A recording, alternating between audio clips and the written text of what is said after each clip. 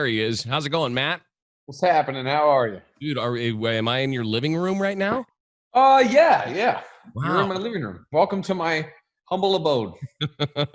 Now, okay, so I got to ask you, are you on a laptop? I am. Okay, can you move the laptop around a little bit so you can give fans just a sneak peek, an inside view of, man, look at you. All right, so are you the interior designer or is there a woman involved somehow? There is a woman involved, but we're both in on it, man. Like it's like, you know, it's like it goes music, football, and then like home design. Yeah, well, our relationship.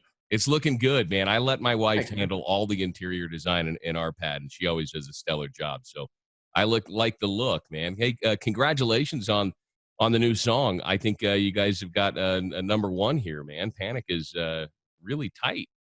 Thanks, man. Yeah, I mean, we feel the same way.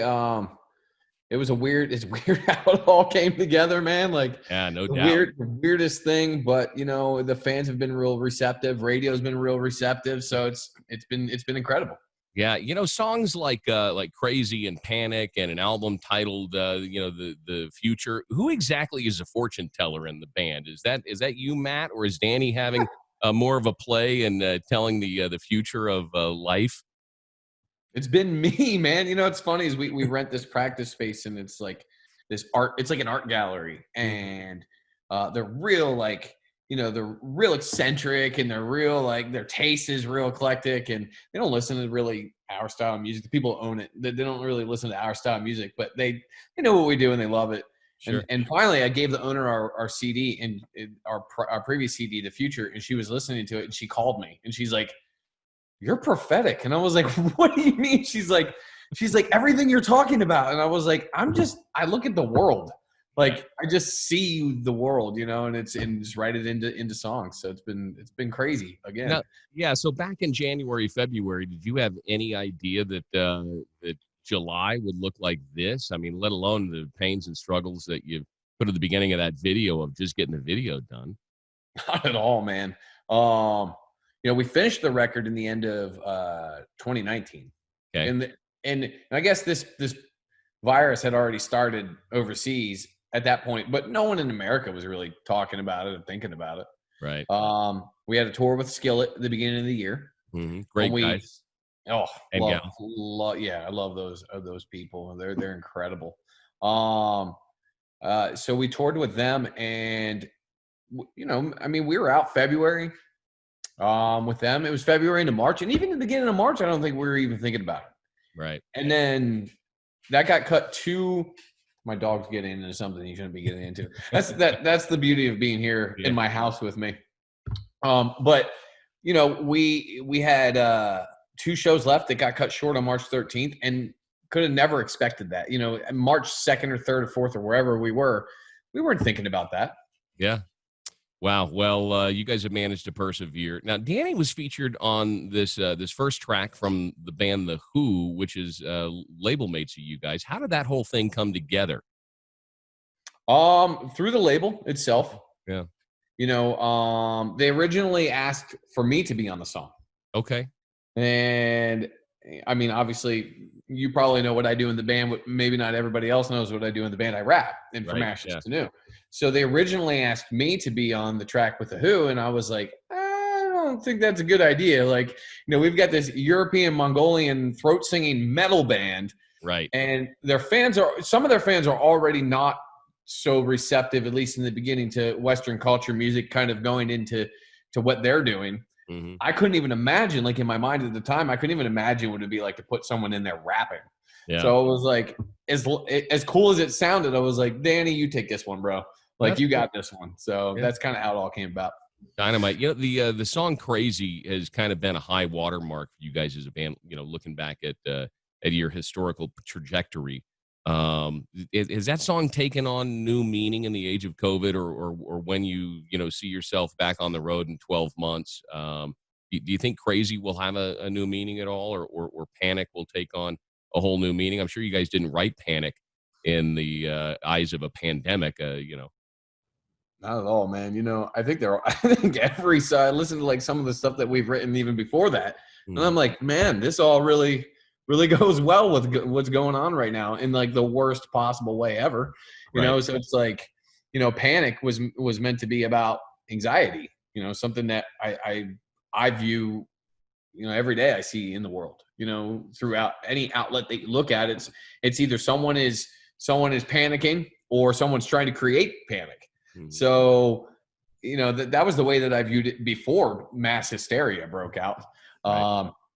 And I mean, who doesn't feel like they're going crazy every day, especially now? You know what I mean? So yeah, absolutely. So again, going back to Panic, when you guys were writing that song, what was the lens on that? Was it a personal thing, or was it more of a global, like you say, anxiety song that everybody goes through different stages of that when they're met with conflict in life? Yeah, I mean, I think I think that it's kind of a bit of both, right? So it's describing what it's like to be in that place. And I think that we all have different ways of dealing and coping with things, or we all have different ways that certain things kind of make us feel.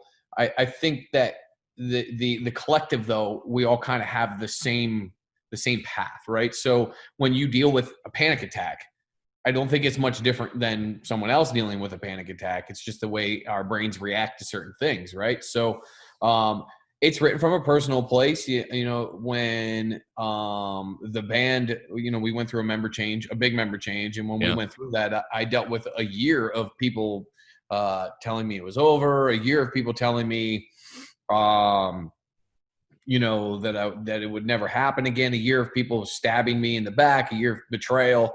Like I dealt with a lot in that year, and I had never been so, you know, plagued by anxiety, not knowing if I was coming or going and what was happening with my life. Having, you know, family and a house and all that stuff that you start when I started the American dream backwards, man. You know, I went out and I got a career, and, you know, my wife and I had a child very young. He's 12 now. So, wow. You know, yeah. So, you know, I started it really young. Like we started the American dream really young. And then this opportunity to be, you know, from ashes to new came along, and I took a leap of faith. Yeah. And during that leap of faith, that whole thing happened. So my life went sideways. I had no idea what was going to happen with my life at that point. It was almost like I ruined two things in a very short period of time. So dealing with that caused a lot of anxiety, a lot of panic, a lot of problems. In my parts of the song, I'm really just describing how that felt. Matt, if it wasn't for music, and it takes that's an awful big leap of faith to throw 110% of your entire life into this big of a gamble where 90% of the guys who's doing at bat strike out. If it wasn't for music, what would you be doing professionally? I was a local electrical union member. Okay. And I worked for Comcast, actually. So I did like troubleshooting for Comcast. I was the guy that they sent into the disgruntled customer's house that had 70 technicians there before me that couldn't seem to figure out the problem. I was that guy. I was like damage control, trying to fix the issues, you know? Now, did you ever have any older bosses or superiors that would look down at you, you silly kids in your rock star dreams, who now, you know, like, oh my God, I saw your video, dude, you're legit. Yeah. Funny enough, they called me rock star there. Really? That was because I just never stopped, right? Yeah. You know, I was always in local bands, and I played guitar in all my other bands. I wasn't a vocalist. Yeah. And I was always talking about it at work. I'm like, what's your favorite guitar? What's that? What's your favorite guitar? My favorite, like, guitar to play? Yeah. Brad, are you a Les Paul guy? Are you an Ibanez guy? I don't even know, man. Like, I loved Schecter's. Okay. Like, growing up, they just felt I've really got a Diamond series that plays. It's one of the only. I mean, my Les Paul goes out of tune every single bend, but for whatever reason, this Diamond series Schecter is just a mamma jamma, man. Yep. I had a Hellraiser, man, one of the 7 strings. That was great to play on. Right now, I'm playing on an ESP. Lance just got a PRS endorsement, and his guitars are quite nice. Ooh, yeah, I can imagine. I've got a PRS as well, and I'm like, it's I think it's one of the signature models that what's his face from Shinedown put his okay on. It's a good guitar. I like the Schecter a little better. I just got my my very first Fender Strat, like legit Strat and not like a Squire, not like one of the Chinese made Strats. I mean, it's not the $1,800 American made, but it's Right. Mexico made, so it's better than Okay. your, regular run of the mill. My Still first considered guitar, North America, right? We're still, yeah, close pretty enough. much, yeah, Yeah. yeah. The craftsmanship is pretty good. My first guitar was a Kramer Striker 300 ST. Okay. And Yep. I'm familiar. I was going to say you're a young guy, so you probably weren't, or maybe you were. I don't know. In the line of consciousness when Eddie Van Halen was the Kramer guy, and that was like the guitar to have. If you had a Kramer, oh man, you knew how to play. No, I wasn't with it then, but I do know about Kramers, and I do know about certain levels of Kramers and where they're at in price points and playability and all that stuff. My first guitar, what was my first guitar? It wasn't a Fender. What's the other one? Fender and Squire? Oh, Gibson. No, Squire. That's what it was. Oh, it was a Squire. Okay. Yeah, it was a Squire. And then my first 7-string was a Washburn. Nice. It was a piece of crap. That's awesome.